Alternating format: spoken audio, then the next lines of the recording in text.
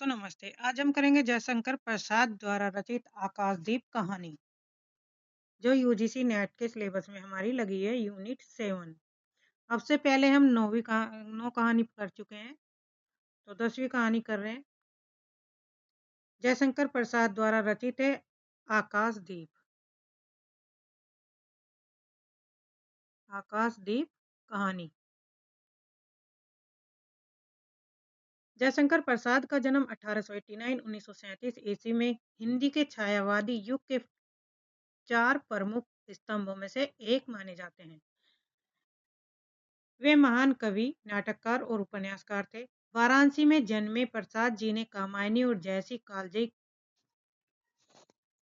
कृति की रचना की। उनकी रचनाओं में भारतीय संस्कृति, राष्ट्रवाद और मानवीय भावनाओं का गहरा पुट मिलता है। चंद्रगुप्त और स्कंदगुप्त उनके प्रसिद्ध नाटक हैं। जयशंकर प्रसाद का जो जन्म हुआ था 30 जनवरी 1889 जन्म वाराणसी उत्तर प्रदेश में। पिता इनके बाबू देवी प्रसाद। शिक्षा इनकी क्वींस कॉलेज में 8वीं कक्षा तक और बाद में घर पर ही हिंदी, संस्कृत, फारसी का इन्होंने अध्ययन किया था। युग कौन से छायावाद युग के प्रवर्तक रहे और 4 स्तंभों में प्रमुख स्तंभ थे। उपनाम शुरू में कलाधर नाम से ब्रजभाषा में लिखते थे। निधन इनका 14 नवंबर 1937 को हुआ। आकाशदीप कहानी जयशंकर प्रसाद द्वारा रचित कहानी संग्रह आकाशदीप 1929 में ये कहानियां संकलित हैं। देखते हैं कौन कौन सी कहानी संग्रहित है। आकाशदीप, ममता, स्वर्ग के खंडहर में, सुनहला सांप, हिमालय का प्रतीक, प्रतिध्वनि और भिखारिन, वैरागी, बंजारा, चूड़ीवाला, अपराधी, प्रणयचिन्ह, रूप की छाया, ज्योतिषमती, कला, रमला, देवदासी, बिसाती और समुद्र संतरण। विषय वस्तु है इसकी भूमिका से संबंधित। ऐतिहासिक पृष्ठभूमि में प्रेम और घृणा के द्वंद्व को उद्घाटित करती हुई कथा है। कर्तव्य और प्रेम के अंतर्द्वंद, पिता की हत्या के आरोपी बुद्धगुप्त से ही प्रेम से जूझती चंपा द्वारा संपूर्ण जीवन कर्तव्य के लिए समर्पित करने की रोमांटिक कहानी है। यानी इसमें जो 2 पात्र है मुख्य रूप से बुद्धगुप्त और चंपा है। चंपा बुद्धगुप्त को अपने पिता का हत्यारा समझती है और वह उसी से प्रेम करती है। पिता की हत्या का प्रतिशोध रूप में पात्र प्रमुख हैं। बुद्धगुप्त है जो ताम्रलिप्ति का क्षत्रिय है। कोषाध्यक्ष मणिभद्र की हत्या कर स्वयं व चंपा को मुक्त करता है। नए द्वीप को चंपा द्वीप नाम देता है जहां वे रहते हैं। तो नया द्वीप का नाम कौन देता है चंपा द्वीप? बुद्धगुप्त। बाली, जावा, सुमात्रा के वाणिज्य पर एकाधिकार स्थापित करता है। चंपा महानाविक संबोधित करती है। चंपा से विवाह कर भारत लौटने को इच्छुक है। चंपा जाह्नवी के तट पर चंपा नगरी की क्षत्रिय बालिका पिता मणिभद्र के यहाँ प्रहरी है। बुद्धगुप्त को पिता की मृत्यु का कारण मानती है। मणिभद्र के घृणित प्रस्ताव को ठुकराने पर बंदी बना ली गई है। बुद्धगुप्त के भारत लौट जाने पर भी चंपा द्वीप पर ही रह जाती है और बुद्धगुप्त के प्रति प्रेम और घृणा का द्वंद इस कहानी में दिखाई देता है। गौण पात्र है मणिभद्र है बुद्धगुप्त और चंपा को बंदी बनाने वाला खलनायक। जया चंपा की सेविका। चंपा द्वीप की मूल निवासी है। संस्कृत शब्दावली का इसमें वर्णन है। कहानी में एक स्थल पर 5 वर्ष का अंतराल दिया गया है। तो सारे इंपोर्टेंट है जो कहानी से संबंधित हैं। चरित्र प्रधान है सामुद्रिक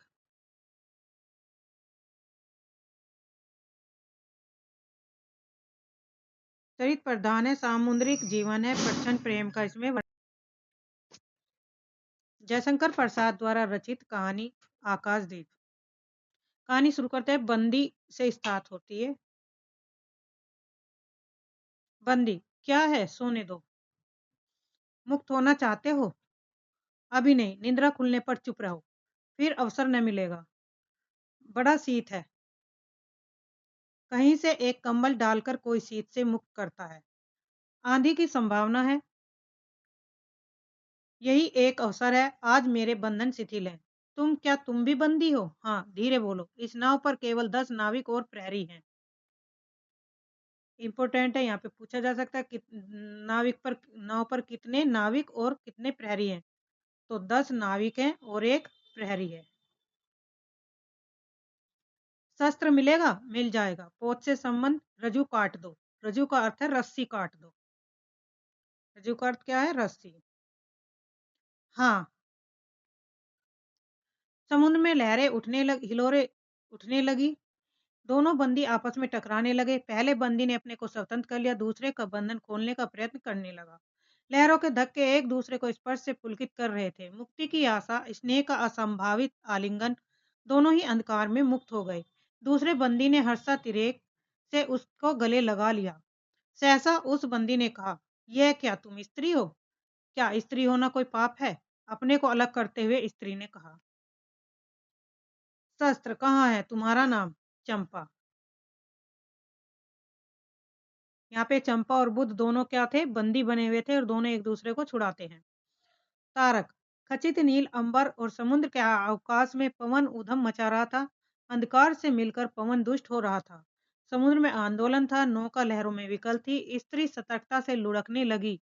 एक मतवाले नाविक के शरीर से टकराती हुई सावधानी से उसका किरपान निकालकर फिर लुढ़कते हुए बंदी के समीप पहुंच गई। सहसा पोत से प्रदर्शक ने चिल्लाकर कहा, आंधी।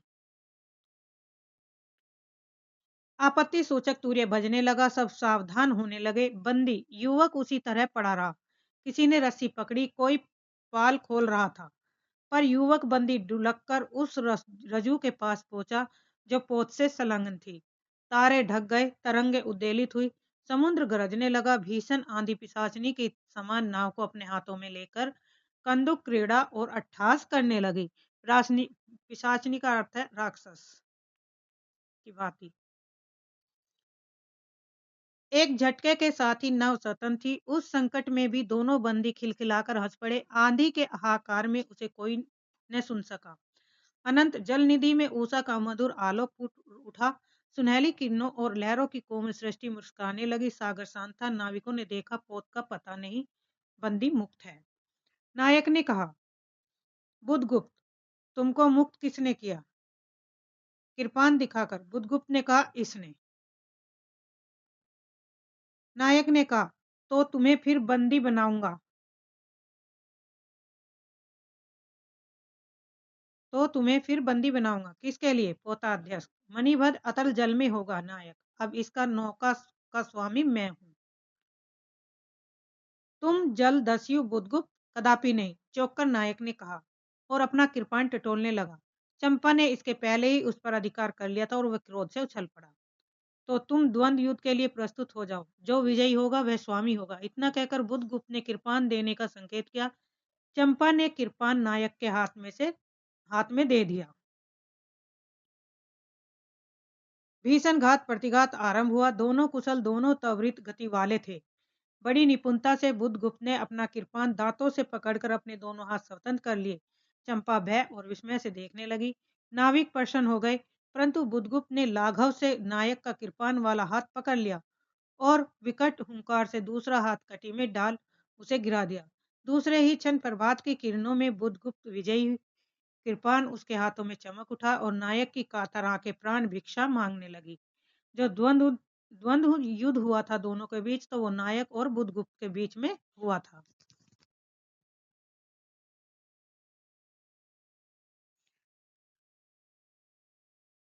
बुधगुप्त ने कहा, बोलो, अब स्वीकार है कि नहीं? मैं अनुचर हूँ, वरुण देव की शपथ, मैं विश्वासघात नहीं करूंगा। नायक कहता है। बुधगुप्त ने उसे छोड़ दिया।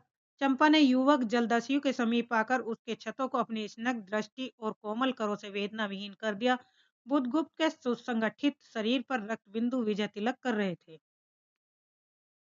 विश्राम लेकर बुधगुप्त ने पूछा, हम लोग कहाँ होंगे? बाली द्वीप से बहुत दूर, संभवतः एक नवीन द्वीप के पास, जिसमें अभी हम लोगों का बहुत कम आना जाना होता है। सिंघल के वणिकों का वहां प्राधान्य था। कितने दिनों में हम लोग वहां पहुंचेंगे?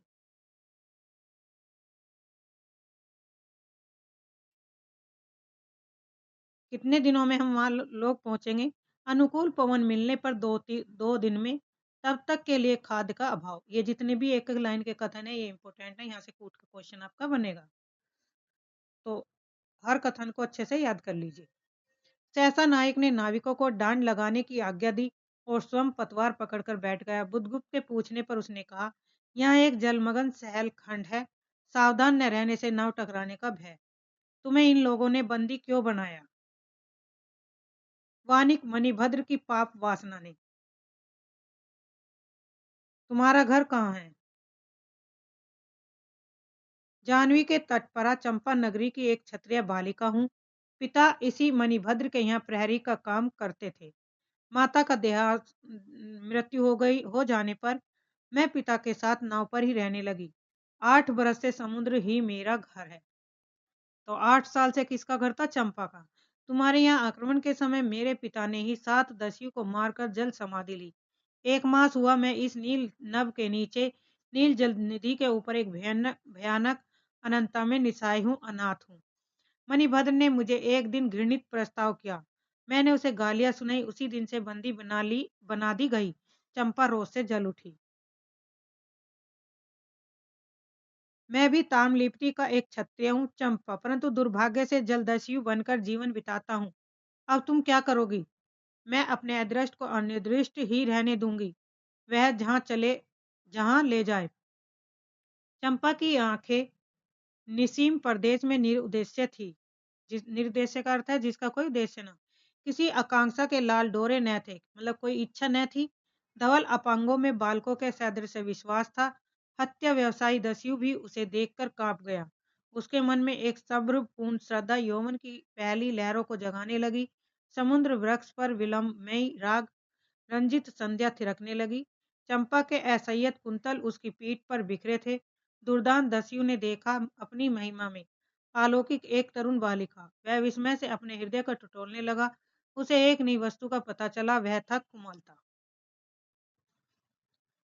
उसी समय नायक ने कहा, हम लोग द्वीप के पास पहुंच गए। बेला से नाव टकराई। चंपा निर्भीकता से कूद पड़ी। माझी भी उतरे। बुधगुप्त ने कहा, जब उसका कोई नाम नहीं तो हम लोग इसे चंपा द्वीप कहेंगे। तो अब उस द्वीप का कोई नाम नहीं था तो चंपा द्वीप उसका नाम रख दिया। चंपा हंस पड़ी। 5 बरस बाद 5 बरस बाद शरद के धवल नक्षत्र नील गगन में झलमला रहे थे। चंद्र की उज्जवल विजय पर अंतरिक्ष में शरद लक्ष्मी ने आशीर्वाद के फूलों और खीलों को बखेर दिया। चंपा के एक उच्च सौध पर बैठी हुई तरुणी चंपा दीपक जला रही थी। बड़े यत्न से अबूरा की मंजूषा में दीप धरकर उसने अपनी सुकुमार उंगलियों से डोरी खींची। वह दीपाधार ऊपर चढ़ने लगा। भोली भोली आंखें उस पर चढ़ते हर्ष से देख रही थी और डोरी धीरे धीरे खींची गई। चंपा की कामना थी कि उसका आकाशदीप नक्षत्रों से हिलमिल जाए, किंतु वैसा होना असंभव था। उसने आशा भरी आंखें फिरा ली। सामने जल राशि का रजत श्रृंगार था। वरुण बालिकाओं के लिए लहरों से हारे और नीलम की क्रीड़ा सैर मालाएं बन रही थी और वे मायाविनी छलनाएं अपनी हंसी का कलनाद छोड़कर छिप जाती दूर दूर से धीमरों का वंशी झनकर उनके संगीत सा मुखरित होता। चंपा ने देखा कि तरल संकुल जल राशि में उसके कंदील का प्रतिबिंब अस्त व्यस्त था। वह अपनी पूर्णता के लिए सैकड़ों चक्कर काटता था। वह अनमनी होकर उठ खड़ी हुई। किसी को पास न देखकर पुकारा, जया।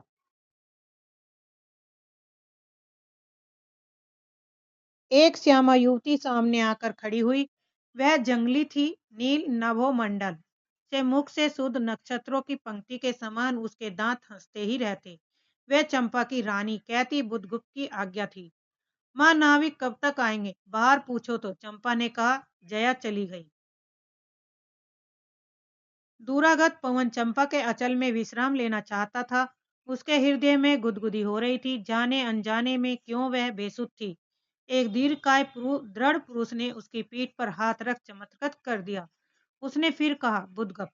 बुधगुप्त, बावली हो क्या यहाँ बैठी हुई? अभी तक दीप जला रही हो? तुम्हें यह क्या काम करना है?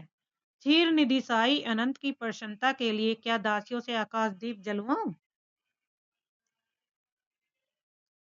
हंसी आती है। तुम किसको दीप जलाकर पथ दिखलाना चाहती हो? उसको जिसको तुमने भगवान मान लिया है? हाँ, वह भी कभी भटकते हैं, भूलते हैं। नहीं तो बुधगुप्त को इतना ऐश्वर्य क्यों देते हैं? तो बुरा क्या हुआ? इस दीप की अधिश्चरी चंपा रानी मुझे इस बंदी गिरह से मुक्त करो। अब तो बाली, जावा, सुमात्रा का वाणिज्य केवल तुम्हारे ही अधिकार में है। महानाविक, परंतु मुझे उन दिनों की स्मृति सुहावनी लगती है जब तुम्हारे पास एक नाव ही थी और चंपा के उपकूल में पुण्य लाद कर हम लोग सुखी जीवन बिताते थे। इस जल में अनगिनत अगणित बार हम लोगों की तरी आलोक में प्रभात में तरिकाओं की मधुर ज्योति में थिरकती थी। बुधगुप्त, उस विजन अनंत में जब मांझी सो जाते थे, दीपक बुझ जाते थे, हम तुम परिश्रम से थक कर पालों में शरीर लपेट कर एक दूसरे का मुंह क्यों देखते थे? वे नक्षत्रों की मधुर छाया। तो चंपा, अब उससे भी अच्छे ढंग से हम लोग विचर कर सकते हैं। तुम मेरी प्राणदात्री हो, मैं मेरी सर्वस्व हो। नहीं, नहीं, तुमने दस्युवृत्ति छोड़ दी, परंतु हृदय वैसा ही अक्रूर, अकरुण, अतृष्ण और ज्वलनशील है। तुम भगवान के नाम पर हंसी उड़ाते हो, मेरे आकाशदीप पर व्यंग कर रहे हो। नाविक, उस प्रचंड आंधी में प्रकाश की एक एक किरण के लिए हम लोग कितने व्याकुल थे, मुझे स्मरण है। जब मैं छोटी थी, मेरे पिता नौकरी पर समुद्र में जाते थे तो मेरी माता मिट्टी का दीपक बांस की पिटारी में भागीरथी के तट पर बांस के साथ ऊंचे टांग देती थी। उस समय प्रार्थना करती, भगवान, मेरे पथभ्रष्ट नाविक को अंधकार से मैं ठीक पथ पर ले चलना। और जब मेरे पिता बरसों बाद लौटते तो कहते, साध्वी, तेरी प्रार्थना से भगवान ने संकटों में मेरी रक्षा की है। और वह गदगद हो जाती, यानी कि खुश हो जाती। मेरी माँ, ओ नाविक, यह उसकी पुण्य स्मृति है। मेरे पिता, वीर पिता की मृत्यु के निष्ठुर कारण जलदस्यु, हट जाओ। सहसा चंपा का मुख क्रोध से भीषण होकर रंग बदलने लगा। महानाविक ने कभी यह रूप न देखा था। वह ठट्ठाकर हंस पड़ा। यह क्या चंपा, तुम अस्वस्थ हो जाओगी, सो रहो, कहता हुआ चला गया। चंपा मुट्ठी बांधे उन्मादनी सी घूमती रही। निर्जन समुद्र के उपकूल में बेला से टकराकर लहरें बिखर जाती थी। पश्चिम का पथिक थक गया था, उसका मुख पीला पड़ गया। अपनी शांत गंभीर हलचल में जल निधि विचार में निमग्न था। वह जैसे प्रकाश की उन्मिलन किरणों से विरक्त था। चंपा और जया धीरे धीरे उस तट पर आकर खड़ी हो गई। तरंग से उठते हुए पवन ने उनके वसन को अस्त व्यस्त कर दिया। जया के संकेत से एक छोटी सी नौका आई, दोनों के उस पर बैठते ही नाविक उतर गया। जया नाव खेने लगी। चंपा मुग्ध सी समुद्र के उदास वातावरण में अपने को मिश्रित कर देना चाहती थी। इतना जल, इतनी शीतलता, हृदय की प्यास न बुझी। पी सकूंगी, नहीं तो जैसे बेला में चोट खाकर सिंधु चिल्ला उठता है, उसी के समान रोदन करूं, या जलते हुए स्वर्ण गोलक सदृश अनंत जल में डूब कर बुझ जाऊं। चंपा के देखते देखते पीड़ा और ज्वलन से आरक्त बिंब धीरे धीरे सिंधु में चौथाई, आधा, फिर संपूर्ण विलीन हो गया। एक दीर्घ निश्वास लेकर चंपा ने मुंह फेर लिया। देखा तो महानाविक का बंजरा उसके पास है। बुधगुप्त ने झुककर हाथ बढ़ाया। चंपा उसके सहारे बजरे पर चढ़ गई और दोनों पास पास बैठ गए। इतनी छोटी नाव पर इधर घूमना ठीक नहीं। पास ही वे जलमग्न सैलखंड है, कहीं नाव टकरा जाती या ऊपर चढ़ जाती तो चंपा। अच्छा होता बुधगुप्त, जल में बंदी होना कठोर प्राचीरों से तो अच्छा है। चंपा, तुम कितनी निर्दयी हो। बुधगुप्त को आज्ञा देकर देखो तो क्या वह नहीं कर सकता जो तुम्हारे लिए नए द्वीप की सृष्टि कर सकता है, नई प्रजा खोज सकता है, नए राज्य बना सकता है। उसकी परीक्षा लेकर देखो तो। कहो चंपा, वह कृपान से अपना हृदय पिंड निकाल अपने हाथों अतल जल में विसर्जन कर दे। महानाविक, जिसके नाम से बाली, जावा और चंपा को आकाश गूंजता था, पवन थर्राता था, घुटनों के बल चंपा के सामने छलछलाई आंखों से बैठा था। सामने शैलमाला की चोटी पर हरियाली में विस्तृत जल देश में नील पिंगल संध्या, प्रकृति की सहृदय कल्पना, विश्राम की शीतल छाया, स्वप्न लोक का सर्जन करने लगी। उस मोहिनी के रहस्यपूर्ण नील जाल का कुहक स्फुट हो उठा, जैसे मदिरा से सारा अंतरिक्ष सिक्त हो गया। सृष्टि नील कमलों में भर उठी। उस सौरभ से पागल चंपा ने बुधगुप्त के दोनों हाथ पकड़ लिए। वहां एक आलिंगन हुआ, जैसे क्षितिज में आकाश और सिंधु का। किंतु उस परिरंभ में सहसा चैतन्य होकर चंपा ने अपनी कंचुकी से एक कृपान निकाल लिया। बुधगुप्त, आज मैं अपने प्रतिशोध का कृपान अतल जल में डुबो देती हूँ। हृदय ने छल किया, बार बार धोखा दिया। चमक कर वह कृपान समुद्र का हृदय वेदता हुआ विलीन हो गया। तो आज से मैं विश्वास करूं, क्षमा कर दिया गया? आश्चर्य कपित कंठ से महानाविक ने पूछा। विश्वास कदापि नहीं बुद्धगुप्त, जब मैं अपने हृदय पर विश्वास नहीं कर सकी तो उसी ने धोखा दिया, तब मैं कैसे कहूँ? मैं तुम्हें घृणा करती हूँ, फिर भी तुम्हारे लिए मर सकती हूँ। अंधेरा जलदस्यु है, तुम्हें प्यार करती हूँ। चंपा रो पड़ी। वह स्वप्नों की रंगीन संध्या तम से अपनी आंखें बंद करने लगी थी। दीर्घ निश्वास लेकर महानाविक ने कहा, इस जीवन की पुण्यतम घड़ी की स्मृति में एक प्रकाश गृह बनाऊंगा। चंपा, यही उस पहाड़ी पर संभव है कि मेरे जीवन का की धुंधली संध्या उससे आलोकपूर्ण हो जाए। चंपा के दूसरे भाग में एक मनोरम शैलमाला थी। वह बहुत दूर तक सिंधु जल में निमग्न थी। सागर का चंचल जल उस पर उछलता हुआ उसे छिपाए था। आज उसी शैलमाला पर चंपा के आदि निवासियों का समारोह था। उन सबों ने चंपा को वनदेवी सा सजाया था। ताम्रलिप्ति के बहुत से सैनिक नाविकों की श्रेणी में वन कुसुम विभूषिता चंपा शिवी कारूढ़ होकर जा रही थी। शैल के एक ऊंचे शिखर पर चंपा के नाविकों को सावधान करने के लिए स्वदृढ़ दीप स्तंभ बनवाया गया था। आज उसी का महोत्सव था। बुधगुप्त स्तंभ के द्वार पर खड़ा था। शिविका से सहायता देकर चंपा को उसने उतारा। दोनों ने भीतर पदार्पण किया कि बांसुरी और ढोल बजने लगे। पंक्तियों में कुसुम भूषण से सजी वन बालाएं ऐफू उछलती हुई नाचने लगी। दीप स्तंभ की ऊपरी खिड़की से यह देखती हुई चंपा ने जया से पूछा, यह क्या है जया? इतनी बालिकाएं कहाँ से बटोर लाई? आज रानी का ब्याह है, न कहकर जया ने हंस दिया। बुधगुप्त विस्तृत जल निधि की ओर देख रहा था। उसे झकझोर कर चंपा ने पूछा, क्या है यह सच? यदि तुम्हारी इच्छा हो तो यह सच भी हो सकता है। चंपा, कितने वर्षों में मैं ज्वालामुखी को अपनी छाती में दबाए हुए हूँ। चुप रहो महानाविक, क्या मुझे निस्सहाय और कंगाल जानकर तुमने आज सब प्रतिशोध लेना चाहा? मैं तुम्हारे पिता का घातक नहीं हूँ चंपा। वह एक दूसरे के दस्यु के शस्त्र से मरे थे। यदि मैं उसका विश्वास कर सकती तो बुधगुप्त, वह दिन कितना सुंदर होता, वह क्षण कितना स्पृहणीय। आह, तुम इस निष्ठुरता में कितने भी महान होते। जया नीचे चली गई थी। स्तंभ के संकीर्ण प्रकोष्ठ में बुधगुप्त और चंपा एकांत में एक दूसरे के सामने बैठे थे। बुधगुप्त ने चंपा के पैर पकड़ लिए। उच्छ्वसित शब्दों में वह कहने लगा, चंपा, हम लोग जन्मभूमि भारतवर्ष से कितनी दूर इन निरीह प्राणियों में इंद्र और शची के समान पूजित हैं। स्मरण है, वह दार्शनिकों का देश है। वह महिमा की प्रतिमा है। मुझे वह स्मृति नित्य आकर्षित करती है। परंतु मैं क्यों नहीं जाता? जानती हो, इतना महत्व प्राप्त करने पर भी मैं कंगाल हूँ। मेरा पत्थर सा हृदय एक दिन सहसा तुम्हारे स्पर्श से चंद्रकांत मणि की तरह ही द्रवित हुआ। चंपा, मैं ईश्वर को नहीं मानता हूँ, मैं पाप को नहीं मानता, मैं दया को नहीं समझ सकता, मैं इस लोक में विश्वास नहीं करता। पर मुझे अपने हृदय के एक दुर्बल अंश पर श्रद्धा हो चली है। तुमने जाने कैसे एक बहकी हुई तारिका के समान मेरे शून्य में उदित हो गई हो। आलोक की एक कोमल रेखा इस निबिड़ीतम में मुस्कुराने लगी। पशुबल और धन के उपासक के मन में किसी शांत और एकांत कामना की हंसी खिलखिलाने लगी, पर मैं न हंस सका। चलोगी चंपा? पोतवाहिनी पर असंख्य धनराशि लाद कर राजरानी सी जन्मभूमि के अंक में आज हमारा परिणय हो। कल ही हम लोग भारत के लिए प्रस्थान करें। महानाविक, बुधगुप्त की आज्ञा सिंधु की लहरें मानती है। वे स्वयं उस पोतपुंज को दक्षिण पवन के समान भारत में पहुंचा देगी। कहा, चंपा चलो। चंपा ने उसके हाथ पकड़ लिए। किसी आकस्मिक झटके ने एक पल के लिए दोनों के अधरों को मिला दिया।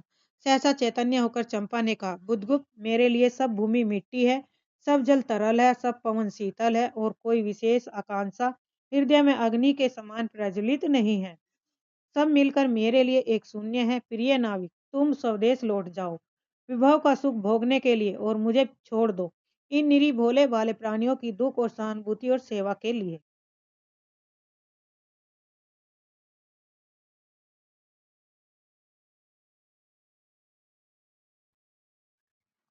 तब तो मैं अवश्य चला जाऊंगा चंपा। यहाँ रहकर मैं अपने हृदय पर अधिकार रख सकूं, इसमें संदेह है। हाँ, उन लहरों से मेरा विनाश हो जाए।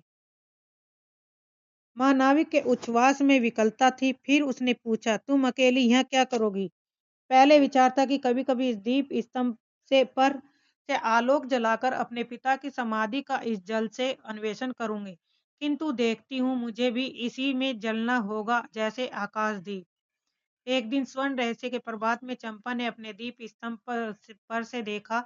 सामुद्रिक नाविकों की एक श्रेणी चंपा का उपकूल छोड़कर परिश्रम उत्तर की ओर महाजाल व्याल के समान संतरण कर रही थी। उनकी आंखों में आंसू बहने लगे।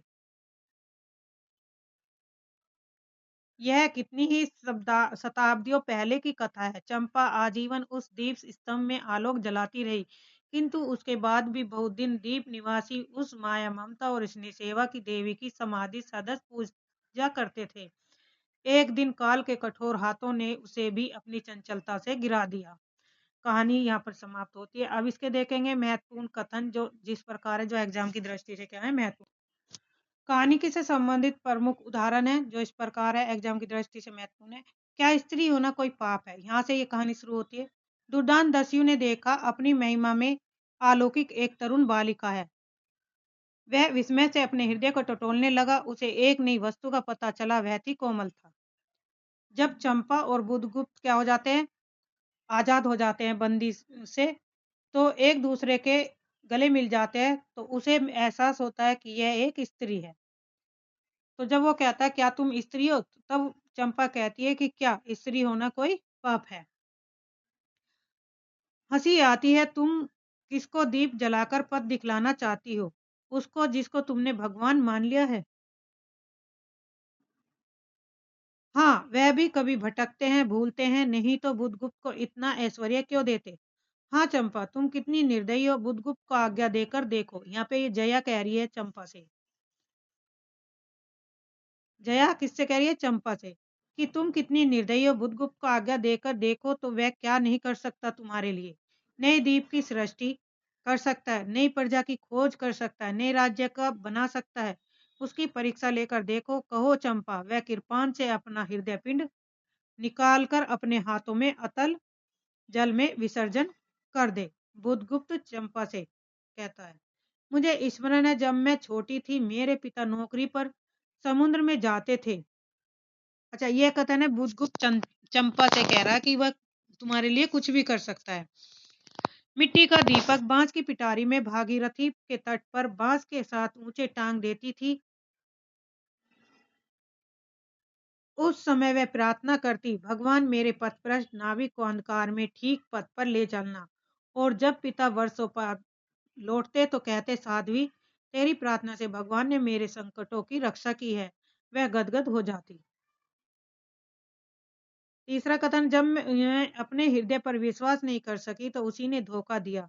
तब मैं कैसे कहूँ मैं तुम्हें घृणा करती हूँ, फिर भी तुम्हारे लिए मर सकती हूँ। अंधेर जलदस्यु, तुम्हें प्यार करती हूँ। चंपा बुधगुप्त से कहती है, हम लोग जन्मभूमि भारतवर्ष से कितनी दूर, इन प्राणियों में इंद्र और शची के समान पूजित है। स्मरण होता है वह दार्शनिकों का देश है, वह महिमा की प्रतिमा है। मुझे वह स्मृति नृत्य आकर्षित करती है, परंतु मैं क्यों नहीं जानता। जानती हो, इतना महत्व प्राप्त करने पर भी मैं कंगाल हूँ। मेरा पत्थर सा हृदय एक दिन सहसा तुम्हारे स्पर्श से चंद्रकांत मणि की तरह द्रवित हुआ है। मैं ईश्वर को नहीं मानता, मैं पाप को नहीं मानता, मैं दया को नहीं समझ सकता, मैं उस लोक में विश्वास नहीं करता। पर मुझे अपने हृदय के एक दुर्बल अंश पर श्रद्धा हो चली है। तुम न जाने कैसे एक बहकी हुई तारिका के समान मेरे शून्य में उदित हो गई हो। बुधगुप्त चंपा से कह रहा है, पहले विचार था कि कभी कभी इस दीप स्तंभ पर से आलोक जलाकर अपने पिता की समाधि का इस जल से अन्वेषण करूंगी, किंतु देखती हूँ मुझे भी इसी में जलना होगा, जैसे आकाशदीप जलता है। चंपा बुधगुप्त से कहती है। तो ये थी कहानी के महत्वपूर्ण कथन, जो एग्जाम की दृष्टि से महत्वपूर्ण है, तो आप इन सबको याद कर लीजिए। आज के लिए इतना ही। धन्यवाद। चैनल को सब्सक्राइब करिए, लाइक करिए।